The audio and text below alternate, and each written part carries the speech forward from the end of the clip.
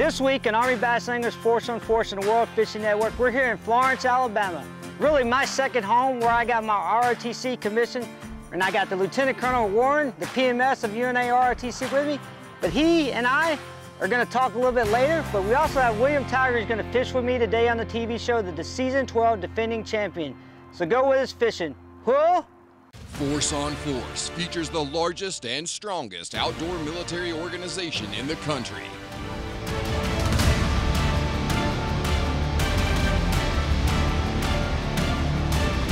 It is with great pride that we bring you Force on Force Season 12. In today's episode of Force on Force, it's Army Bass Anglers CEO Shawn Dalrymple on the water with Season 11 National Champion Sergeant Major William Tiger. They reflect on Sergeant Major's incredible victory with his partner, Navy Bass Angler James Woods, and how they plan on defending their title for next season.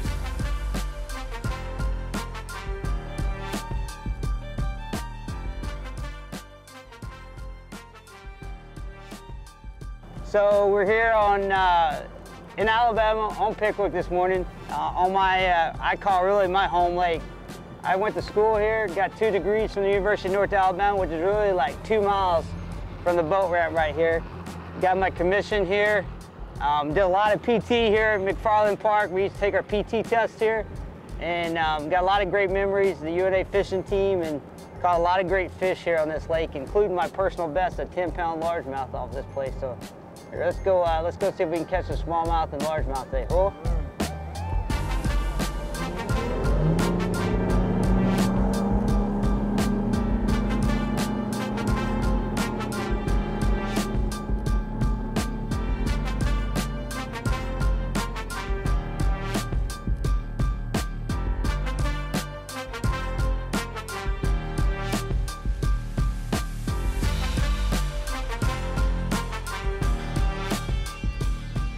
Oh, there he is.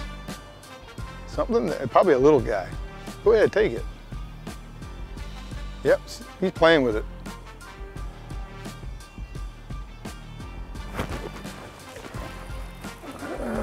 Little guy, that's what I thought. A little smallie.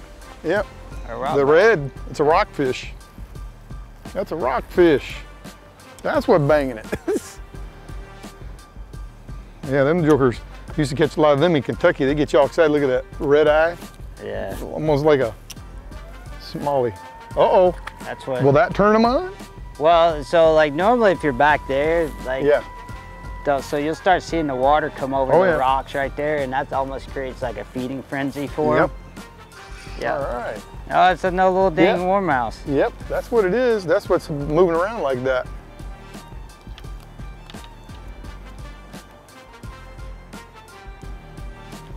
You know there's got to be.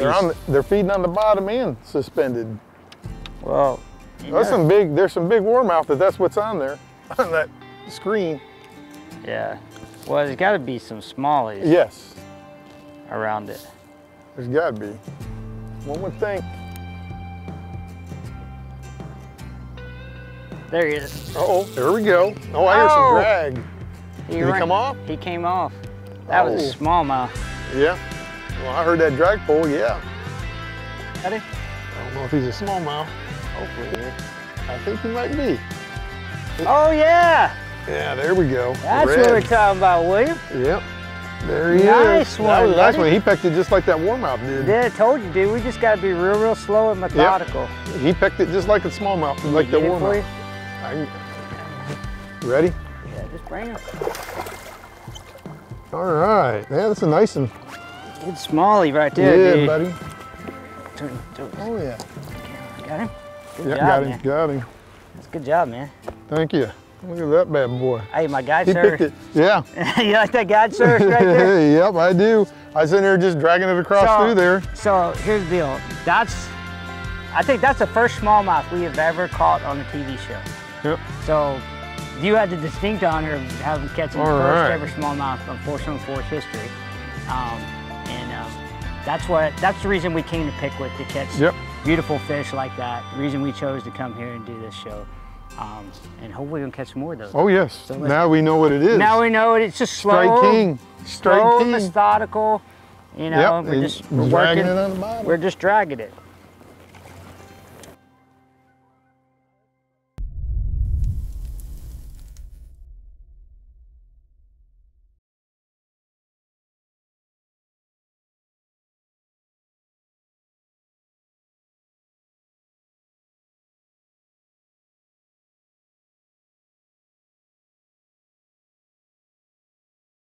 Force on Force is brought to you by Lose, Impact Lures, Power Pole, Dakota Lithium Batteries, Sea Clear Power, Yugo, 515 Scenic Cabins, and Butcher's Barbecue.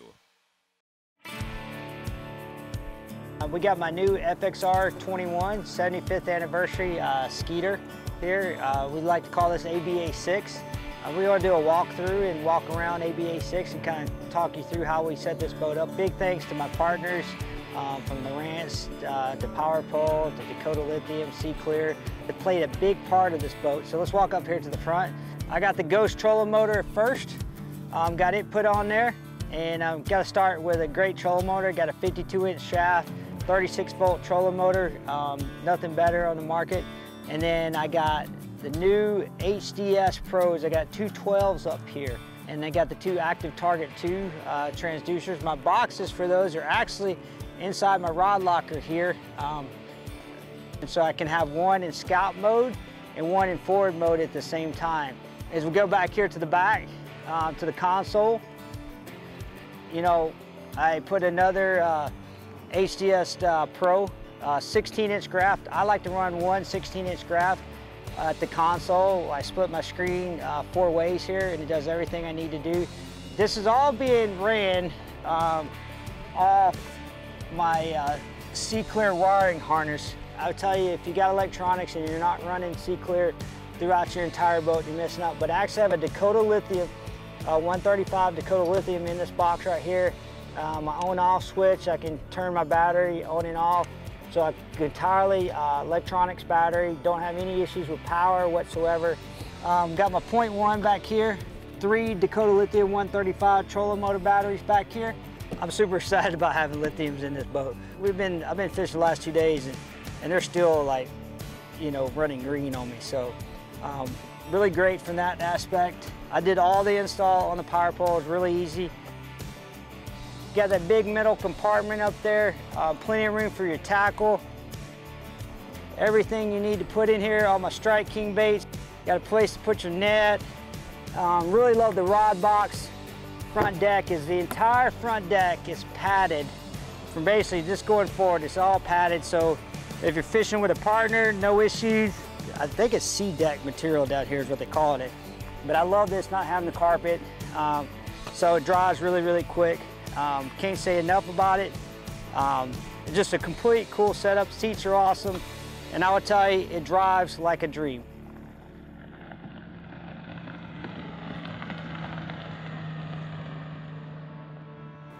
So just the other side of the bridge there, we'll go by a little bit, but yeah. And James, when he was 2½, he caught a 5 1/4 smallmouth right there. That was his first fish ever. Wow. I'd first PCS tier coming back for grad school, and he's like throwing a swim bait on a little, you know, like a Snoopy rod and reel. Yep. And he's like, "Dad, I'm stuck." And I reached over there like this and touched it like that, and I felt the head shake. Yeah, so you ain't stuck, you got I said, fish. "You ain't stuck." I was like, "You got a fish on." And I said, "Just keep reeling it." And by that time, that smallmouth came up and freaking started dancing on top of the water. And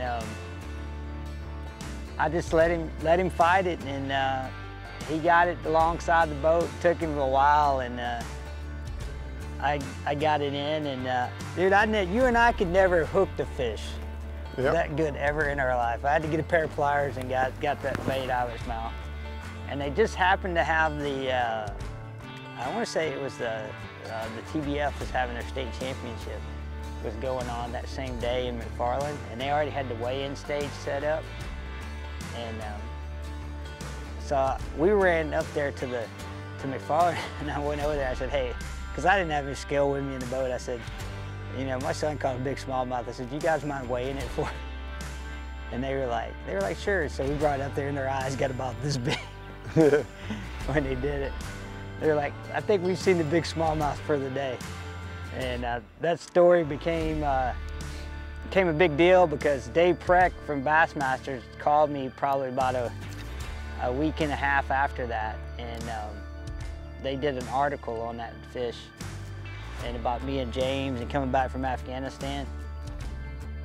So, I mean, just basically from here to the, you know, all the way past the park, just phenomenal smallmouth fishing because of the dam here. Just generates a lot of current.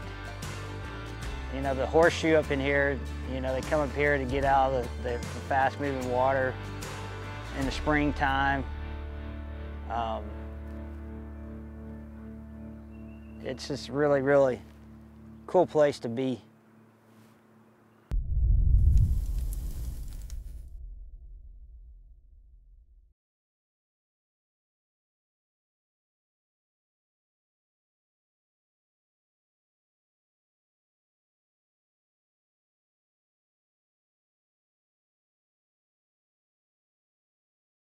Force on Force is brought to you by Skeeter Boats, Strike King, Frog Togs, Liquid Mayhem, Gemini Jerseys, Par 3 Wraps, Rooks Texas Hills Insurance, and Fishing with Legends.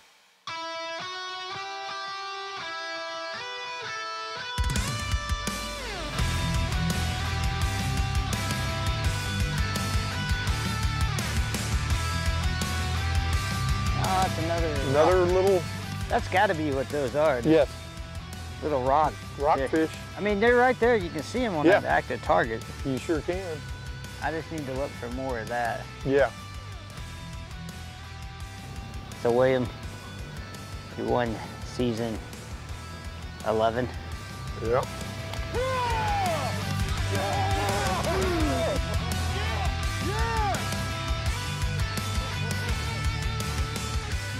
I know that winning that was a big deal for you. I know you wanted that for a long, long time. Oh, yes. What did it feel like to finally close the deal on that?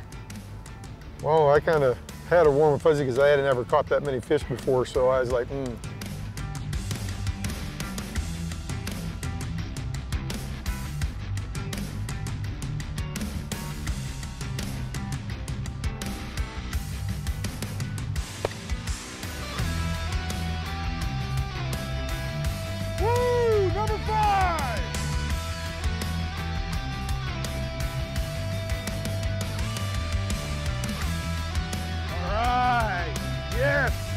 Just called out a 2-pounder for this 4.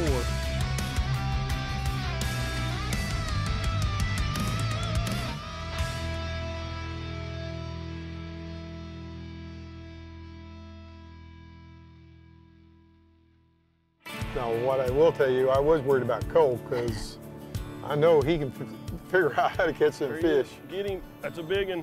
Oh gosh, that's him. Championship round, baby. Season 11 Force on First time I competed against you, you continually knocked me out. I wasn't going to bring up that point. Hey, bottom line is somehow it always matched up where it's me and you fishing each other. And then you always put a little hat trick out. Yep, that's what I did on season 11. Found a spot on a spot. Everybody in there, I didn't realize till watching all that, everybody had been in there. Yeah, but everybody had been in there, and I'm like, oh my goodness. I didn't realize that until watching everybody.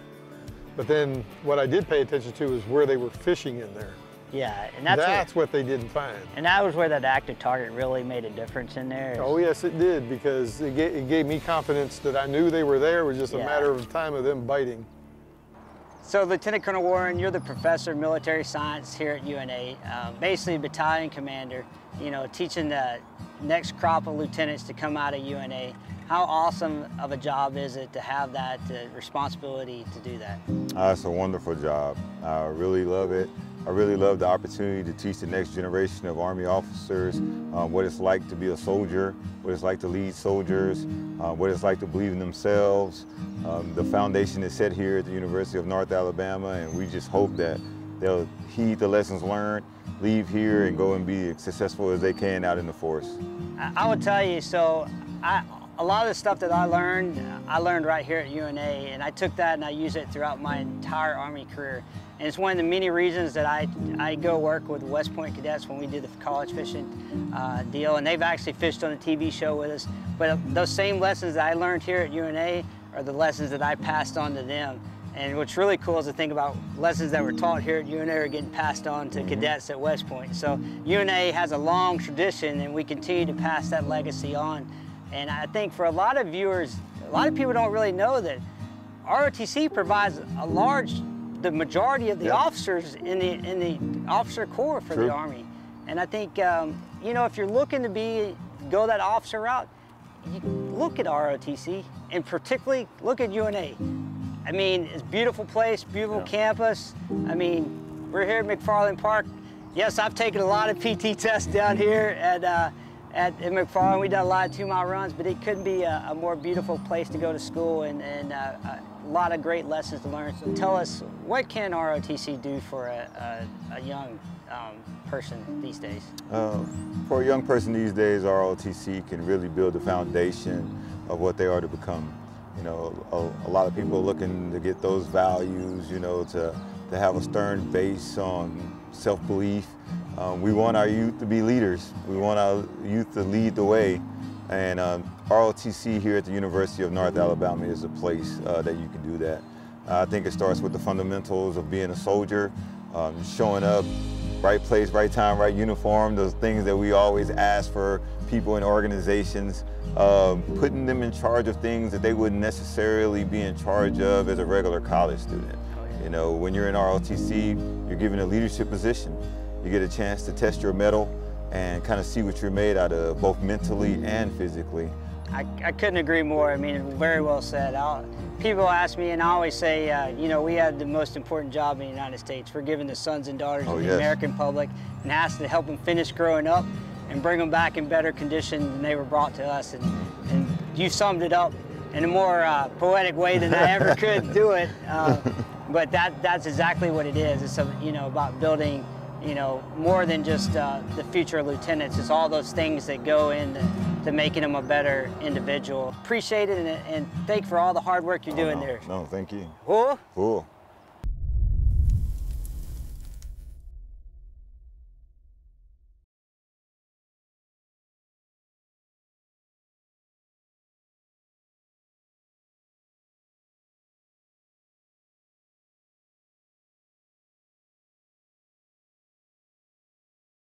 Force on Force is brought to you by Gator Coolers, Cryptech, Hotel Tango Distillery, Spear Point Hooks, BioBore, Lowrance, and Wiley X.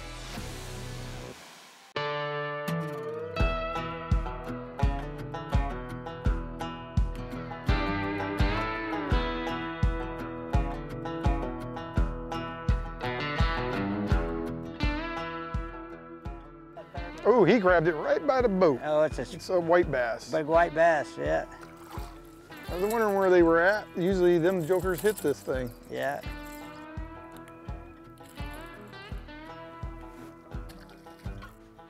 He's coming at me. It's a little guy. It's a warmouth. He got all them hooks.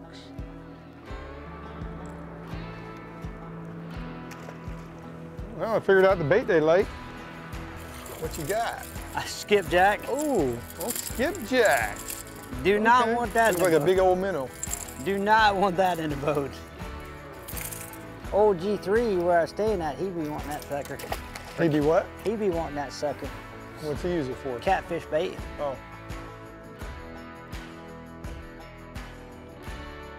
The bite pewtered off. Well, it probably should go back up there where we were catching them at. Yep.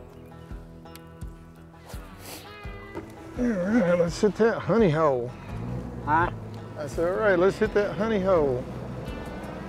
Can't believe how many fish were in there.